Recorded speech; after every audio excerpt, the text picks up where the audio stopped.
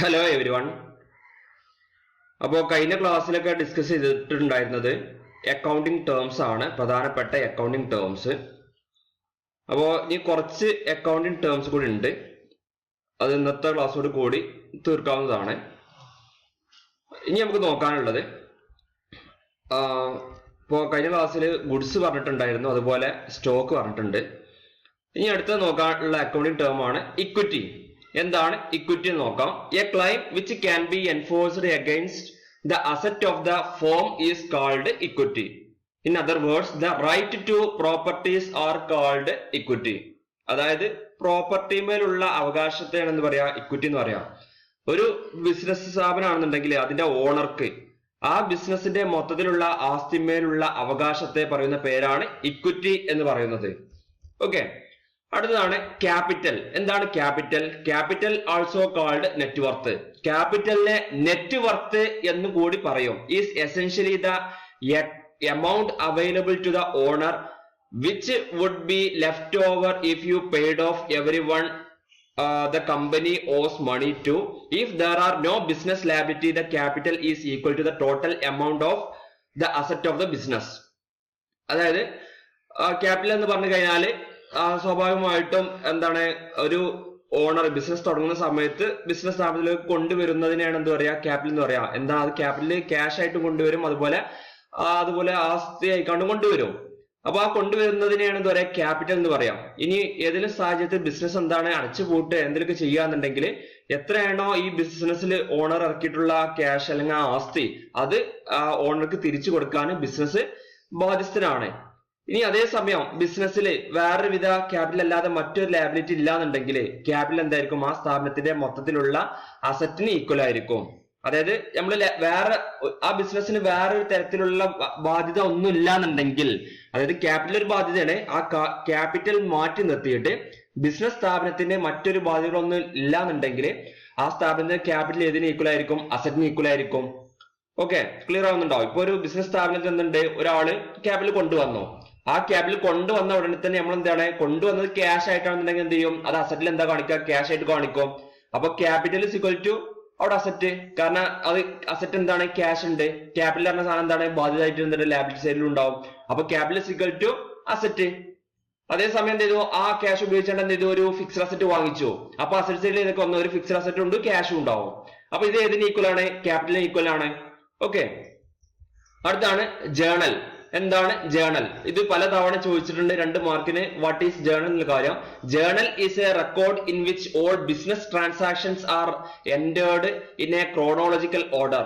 അതായത് ബിസിനസ്സിലുള്ള ട്രാൻസാക്ഷൻസ് ഒക്കെ എന്താണ്, ഒരു ക്രോണോളജിക്കൽ ഓർഡറിൽ എന്ത് ചെയ്യണം, റെക്കോർഡ് ചെയ്യുന്നതിനെ പറയുന്ന പേരാണ് ജേണൽ എന്ന് പറയുന്നത്. അതായത് നമ്മൾ ചെയ്യുന്നത് ഇപ്പൊ ക്രോണോളജിക്കൽ ഓർഡർ പറയുമ്പോൾ എന്താണ്, ജേണലൊക്കെ എങ്ങനെ ചെയ്യുക, നമ്മൾ ആദ്യത്തെ ഡേറ്റ് ഫസ്റ്റ് സംഭവിച്ച ഈവന്റ് ആണ് നമ്മൾ എന്ത് ചെയ്യുക, റെക്കോർഡ് ചെയ്യുക. അങ്ങനെ ക്രോണോളജിക്കൽ ഓർഡറിൽ ട്രാൻസാക്ഷൻസ്, ബിസിനസ് ട്രാൻസാക്ഷൻസ് ഒക്കെ റെക്കോർഡ് ചെയ്യുന്നതിനെയാണ് ജേണൽ എന്ന് പറയാം. A record of A single business transaction is called A journal entry. എന്താണ് ജേണൽ എൻട്രി? അതായത് ഒരു സിംഗിൾ ആയിട്ടുള്ള ബിസിനസ് ട്രാൻസാക്ഷൻ റെക്കോർഡ് ചെയ്യുന്നതിനെ പറയുന്ന പേരാണ് ജേണൽ എൻട്രി. അതായത് ഒരൊറ്റ ബിസിനസ് ട്രാൻസാക്ഷൻ റെക്കോർഡ് ചെയ്യുന്നതിനെ പറയുന്ന പേരാണ് ജേണൽ എൻട്രി. ജേണൽ എന്ന് പറഞ്ഞു കഴിഞ്ഞാല് ബിസിനസ് ട്രാൻസാക്ഷൻസ് ഒക്കെ എന്താണ്, ക്രോണോളജിക്കൽ ഓർഡറിൽ എൻറ്റർ ചെയ്യുന്നതിനെയാണ് എന്ത് പറയാ, ജേണൽ എന്ന് പറയാ.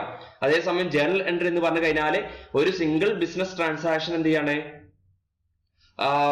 നമ്മൾ റെക്കോർഡ് ചെയ്യുന്നതിനെയാണ് ജേണൽ എൻട്രി എന്ന് പറയാം. ഇനി അടുത്തത് ലെഡ്ജർ ആണ്. ലെഡ്ജർ എന്താണ്? Ledger is A book which contain all accounts whether personal, real or nominal which are entered in a journal or subsidiary books. ഇപ്പൊ നമ്മൾ ജേണൽ അല്ലെങ്കിൽ സബ്സിഡിയറി ബുക്സിലൊക്കെ എൻ്റർ ചെയ്തിട്ടുള്ള പേഴ്സണൽ, റിയൽ, നോമിനൽ ആയ എല്ലാ അക്കൗണ്ട്സുകളും എന്താ അടങ്ങിയിട്ടുള്ള ബുക്കാണ് ലെഡ്ജർ എന്ന് പറഞ്ഞു കഴിഞ്ഞാല്. അപ്പോ ഒരു ജേണൽ എൻട്രി ചെയ്ത് കഴിഞ്ഞാല് ആ ഓരോ ജേണൽ എൻട്രിക്ക് എന്താണ് 2 ആസ്പെക്ട് ഉണ്ടാവുമല്ലോ. അതിന് ഓരോ ആസ്പെക്റ്റിൽ വരുന്ന കാര്യത്തിൽ നിന്നുണ്ടാവും ഒരു സെപ്പറേറ്റ് ലെഡ്ജർ ക്രിയേറ്റ് ചെയ്യും. അതായത് ഇപ്പൊ പേഴ്സണൽ അക്കൗണ്ട് ആണെന്ന് അതുമായി ബന്ധപ്പെട്ട ഒരു ലെഡ്ജർ ക്രിയേറ്റ് ചെയ്യും. അപ്പൊ ഈ ഒരു ജേണൽ സബ്സിഡിയറിയിൽ അടങ്ങിയിട്ടുള്ള എല്ലാ പേഴ്സണൽ, റിയൽ, നോമിനൽ ആയിട്ടുള്ള എല്ലാ അക്കൗണ്ടുകളുടെയും എന്താണ് അടങ്ങിയിട്ടുള്ള എല്ലാ അക്കൗണ്ടുകളും അടങ്ങിയിട്ടുള്ള ഒരു ബുക്കാണ് ലെഡ്ജർ എന്ന് പറഞ്ഞു കഴിഞ്ഞാല്. അടുത്താണ് chart of accounts. Chart of accounts എന്ന് പറഞ്ഞാൽ ലിസ്റ്റ് ഓഫ് അക്കൗണ്ട്സ് ആണ്. അതായത് പല ഓർഗനൈസേഷനിൽ അടങ്ങിയിട്ടുള്ള പലതരത്തിലുള്ള അക്കൗണ്ട്സുകൾ വന്നിട്ടുണ്ടാകും. അതായത് ഇങ്ങനെ ഇപ്പോൾ വ്യക്തികൾ ഉണ്ടാവും, അതായത് പേഴ്സണൽ അക്കൗണ്ട് ഉണ്ടാവും, റിയൽ അക്കൗണ്ട് ഉണ്ടാവും, നോമിനൽ അക്കൗണ്ട് ഉണ്ടാവും. അങ്ങനെ ഇപ്പോ അതൊക്കെ മൊത്തം ഗ്രൂപ്പിംഗ് ആണ്. അതെല്ലാം എന്തുണ്ടാവും, സെപ്പറേറ്റ് എന്തുണ്ടാവും കാണിച്ചിട്ടുണ്ടാകും. അതിന്റെയൊക്കെ ഒരു ലിസ്റ്റ് അല്ലെങ്കിൽ എന്താണ് ഒരു ഡിസ്പ്ലേ ആണ് എന്ത് ചാർട്ട് ഓഫ് അക്കൗണ്ട്സ് എന്ന് പറഞ്ഞു കഴിഞ്ഞാല്. അടുത്താണ് പോസ്റ്റിംഗ് എന്ന് പറഞ്ഞു കഴിഞ്ഞാൽ എന്താണ് ഒരു പ്രോസസ് ആണ്. അത് transferring the entries recording the journal subsidy book to the respective account open the ledger. അപ്പോ ജേർണലില് നമ്മൾ എന്തുണ്ടാവും, ഒരു ട്രാൻസാക്ഷൻസ് എൻ്റർ ചെയ്ത് കഴിഞ്ഞാൽ ഓരോ ആസ്പെക്ടിന് എന്തുണ്ടാവും, സെപ്പറേറ്റ് എന്തുണ്ടാവും അക്കൗണ്ട് ലെഡ്ജറിൽ ക്രിയേറ്റ് ചെയ്തിട്ടുണ്ടാവും. അതിലേക്ക് എന്ത് ചെയ്യാണ്, പോസ്റ്റ് ചെയ്യുന്നതിന് പറയുന്ന പേരാണ്. അതായത് അതിലേക്ക് എന്ത് ചെയ്യുക, ട്രാൻസ്ഫർ ചെയ്യാം. അതിൽ ജേർണലിൽ എഴുതിയിട്ടുള്ള ഒരു കാര്യം എന്താണ് ലെഡ്ജറിലോട്ട് എൻ്റർ ചെയ്യുന്നതിന് പറയുന്ന പേരാണ് പോസ്റ്റിംഗ്. ഓക്കെ, അടുത്തതാണ് ഈ അക്കൗണ്ടിങ് പീരിയഡ്. ഈ അക്കൗണ്ടിങ് പീരിയഡ് നോർമലി എന്താണ് റെഗുലർ പീരിയഡ് എന്ന് പറഞ്ഞാൽ ക്വാർട്ടർ അല്ലെങ്കിൽ ഇയർ ഒക്കെയാണ്. അപ്പോ അത് ഓരോ സ്ഥാപനത്തിന് എന്താണ് അവർക്ക് എന്താ ഇഷ്ടം പോലെ തീരുമാനിക്കാം അത് എങ്ങനെ വേണം എന്നുള്ള കാര്യം.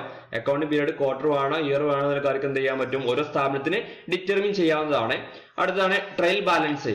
എന്താണ് ട്രയൽ ബാലൻസ് എന്ന് പറഞ്ഞു കഴിഞ്ഞാൽ is a statement which shows debit balance and credit balances of all ledger account. എല്ലാ ലെഡ്ജർ അക്കൗണ്ടിന്റെ ക്രെഡിറ്റ് ബാലൻസും അതുപോലെ ഡെബിറ്റ് ബാലൻസ് ഒക്കെ കാണിക്കുന്ന സ്റ്റേറ്റ്മെന്റിനെ പറയുന്ന പേരാണ് ട്രയൽ ബാലൻസ്. എല്ലാ ലെഡ്ജർ അക്കൗണ്ടും, അതായത് ജേർണൽ എഴുതി കഴിഞ്ഞാൽ നമുക്ക് എന്തുണ്ടാവും, സെപ്പറേറ്റ് അക്കൗണ്ട് ക്രിയേറ്റ് ചെയ്തിട്ടുണ്ട്, അതാണ് ലെഡ്ജർ. ആ ലെഡ്ജറിന്റെ എല്ലാ ഡെബിറ്റ് ബാലൻസും ക്രെഡിറ്റ് ബാലൻസും ഒക്കെ കാണിക്കുന്ന സ്റ്റേറ്റ്മെന്റിനെ പറയുന്ന പേരാണ് trial balance. Okay, as per the rule of double entry system, every debit should have corresponding credit. The total of the debit balances and credit balance should be agreed. നമ്മളെ double entry system പ്രകാരം ഓരോ ഡെബിറ്റിന് എന്തുണ്ടാവും, അതിന് corresponding ആയുള്ള credit സംഭവിച്ചിരിക്കും. Okay, നമ്മൾ double entry concept അതാണല്ലോ, അതായത് രണ്ട് ഭാഗം ഉണ്ടാവും, അതായത് ഡെബിറ്റും ഉണ്ടാവും അതുപോലെ ക്രെഡിറ്റ് സൈഡും ഉണ്ടാവും. അപ്പോൾ ഒരു ഡെബിറ്റ് ഉണ്ടെന്ന് തീർച്ചയായിട്ടും എന്തുണ്ടാവും, അതിന് കറസ്പോണ്ടിങ് ആയിട്ട് ഒരു ക്രെഡിറ്റ് ആസ്പെക്റ്റും ഉണ്ടായിരിക്കും. The total of the debit balances and credit balance should be agree. അപ്പോൾ ഈ രണ്ട് ബാലൻസ് എന്താവും, ഈക്വൽ ആയിട്ടാണ് വരിക. ഓക്കെ, ഇപ്പോ നേരത്തെ പറഞ്ഞു, ഇപ്പോ നമ്മൾ എന്ത് ചെയ്യണം, ഒരു അസറ്റ് വാങ്ങിക്കുകയാണ്. അസറ്റ് വാങ്ങിക്കുന്ന സമയത്ത് എന്താണ്, ഒരു അസറ്റ് സ്ഥാപനത്തിലോട്ട് പോകുമ്പോൾ മറ്റൊരു അസറ്റ് എന്താണ് നമുക്ക് കുറയാണ് ചെയ്യുക അല്ലെ. അപ്പൊ എങ്ങനെ വരിക, അപ്പൊ ഒരു ഫർണിച്ചർ വാങ്ങിക്കുകയാണ്. ഫർണിച്ചർ വരുമ്പോൾ എന്താണ്, സ്ഥാപനത്തിൽ ഒരു പുതിയ അസറ്റ് കൂടുമ്പോൾ എന്ത് ചെയ്യണം, ഡെബിറ്റ് ചെയ്യണം അല്ലെ. അപ്പൊ ഫർണിച്ചർ അക്കൗണ്ട് ഡെപ്റ്റർ.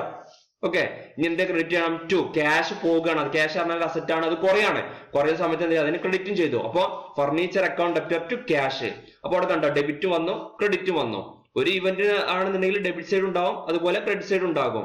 അപ്പോ ഒരു ഡെബിറ്റ് സംഭവിക്കുകയാണെങ്കിൽ അതിന് കറസ്പോണ്ടിങ് ആയ രീതിയിൽ ക്രെഡിറ്റും സംഭവിക്കും. അതാണ് ഡബിൾ എൻട്രി സിസ്റ്റം. ഇനി നോക്കാനുള്ളത് ഫിനാൻഷ്യൽ സ്റ്റേറ്റ്മെന്റ് ആണ്. ഫിനാൻഷ്യൽ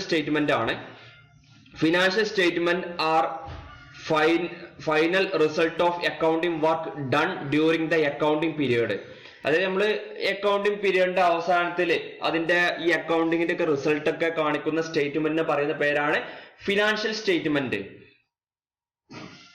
ഓക്കെ, അപ്പൊ അത് ഒരു ഫിനാൻഷ്യൽ സ്റ്റേറ്റ്മെന്റ് പറഞ്ഞാൽ എന്താണ്, ഫൈനൽ ആയിട്ടുള്ള ഒരു സ്റ്റേറ്റ്മെന്റ് ആണ്. അതായത് നമ്മൾ ഇതുവരെ ഒരു വർഷത്തില് അവസാനത്തിലൊക്കെയാണ് എന്ത് ചെയ്യുക, ഫിനാൻഷ്യൽ സ്റ്റേറ്റ്മെന്റ് തയ്യാറാക്കുക. ഓക്കെ, അപ്പോ ഇതിലെന്തായിരിക്കും, മൊത്തത്തിൽ എന്തായിരിക്കും, ആ ഒരു മൊത്തം അക്കൗണ്ടിങ്ങിന്റെ റിസൾട്ട് ആണ് ഈ സ്റ്റേറ്റ്മെന്റിൽ കാണിക്കുക. Financial statement normally include, financial statement പ്രധാനമായിട്ടും മൂന്നെണ്ണം ഉള്ളത്. ഒന്ന് ട്രേഡിംഗ് അക്കൗണ്ട്, രണ്ടാമത് പ്രോഫിറ്റ് ആൻഡ് ലോസ് അക്കൗണ്ട്, മൂന്നാമത്തത് balance sheet. Trading account, profit and loss account, balance sheet. എന്താണ് ട്രേഡിംഗ് അക്കൗണ്ട് എന്ന് പറഞ്ഞാല്, trading refers to buying and selling of goods. Trading പറഞ്ഞാല് വാങ്ങൽ വിൽക്കല്, ഗുഡ്സ് വാങ്ങിക്കുകയും വിൽക്കുന്നതുമാണ് എന്ത് ട്രേഡിംഗ് എന്ന് പറഞ്ഞു കഴിഞ്ഞാല്. ഈ ട്രേഡിംഗ് അക്കൗണ്ട് ഡിസ്പ്ലേ ചെയ്യുന്നത് പറഞ്ഞാല് ഗുഡ്സ് വിറ്റതും വാങ്ങുന്നതുമായി ബന്ധപ്പെട്ടുള്ള ട്രാൻസാക്ഷൻസ് ആണ് എന്ത് ചെയ്യുക, ട്രേഡിംഗ് അക്കൗണ്ടിൽ ഇൻവോൾവ് ചെയ്യുക. അതായത് നമ്മളെ ബിസിനസ് എന്താണോ ആ ബിസിനസ്സുമായി ബന്ധപ്പെട്ടുള്ള ഡയറക്റ്റ് ആയിട്ടുള്ള എക്സ്പെൻസുകളും ഡയറക്റ്റ് ആയിട്ടുള്ള ഇൻകംസും ആണ് എന്ത് ചെയ്യുക, ട്രേഡിംഗ് അക്കൗണ്ടിൽ കാണിക്കുക.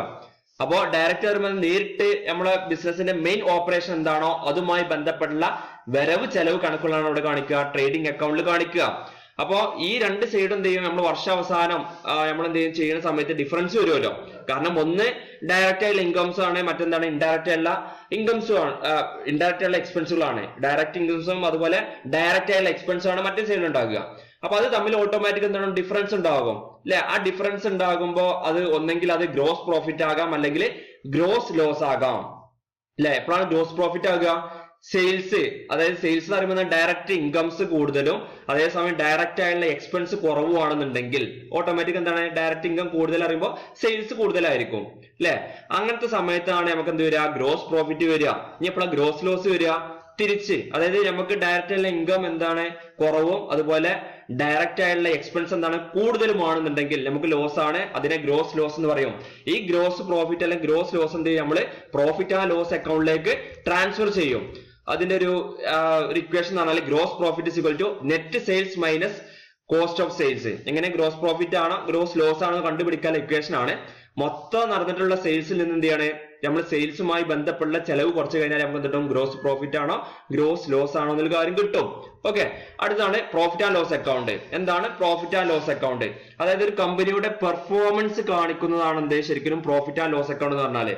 ഓക്കെ, അപ്പൊ ഈ ഒരു പ്രത്യേക പീരീഡിൽ കമ്പനി പ്രോഫിറ്റ് ആണോ അല്ലെങ്കിൽ നഷ്ടത്തിലാണോ എന്നുള്ള കാര്യം കാണിക്കുന്നതാണ് പ്രോഫിറ്റ് ആൻഡ് ലോസ് അക്കൗണ്ട്. അതായത് ശരിക്കും പറഞ്ഞു കഴിഞ്ഞാല് കമ്പനിയുടെ പെർഫോമൻസ് കാണിക്കുന്നതാണ് പ്രോഫിറ്റ് ആൻഡ് ലോസ് അക്കൗണ്ട്. അപ്പൊ ഇവിടെ എന്തൊക്കെ കാര്യങ്ങളാണ് ഇൻവോൾവ് ചെയ്യുക, ഇൻഡയറക്റ്റ് ആയിട്ടുള്ള വരവും ഇൻഡയറക്റ്റ് ആയിട്ടുള്ള ചെലവുകളാണ് ഇവിടെ കാണിക്കുക, പ്രോഫിറ്റ് ആൻഡ് ലോസ് അക്കൗണ്ട് കാണിക്കുക. ഇൻഡയറക്റ്റ് ഇൻകംസും ഇൻഡയറക്റ്റ് എക്സ്പെൻസും ആണ് ഇവിടെ കാണിക്കുക പ്രോഫിറ്റ് ആൻഡ് ലോസ് അക്കൗണ്ട് ഉണ്ടാകുക. അപ്പോ നമ്മൾ ഓപ്പറേഷൻ അല്ലാതെ നമുക്ക് ഒരുപാട് മറ്റു ചെലവുകളൊക്കെ വരാൻ സാധ്യതയുണ്ട്. അത്തരത്തിൽ വരുന്ന ചെലവുകളെ ഇവിടെ കാണിക്കും, ഈ പ്രോഫിറ്റ് ആൻഡ് ലോസ് അക്കൗണ്ടിൽ കാണിക്കും. ഓക്കെ, അപ്പൊ ഇവിടെ നമുക്ക് എന്ത് വരും, ഇവിടെ എന്ത് വരും, നമുക്ക് ഡിഫറൻസ് വരും അല്ലെ. ഇവിടെ ഡിഫറൻസ് വരിക പറഞ്ഞാൽ എങ്ങനെയാണ്, ഡെബിറ്റ്, നമ്മൾ ഈ രണ്ട് ഭാഗം എന്താണ് ഡിഫറൻസ് നോക്കും. അപ്പോ പ്രോഫിറ്റ് ആണെന്നുണ്ടെങ്കിൽ നെറ്റ് പ്രോഫിറ്റ് വരും, ലോസ് ആണെങ്കിൽ നെറ്റ് ലോസ് ആയിട്ടും നമ്മൾ എന്ത് ചെയ്യും, ട്രീറ്റ് ചെയ്യും. ഇനി നോക്കാൻ ബാലൻസ് ഷീറ്റ് ആണ്.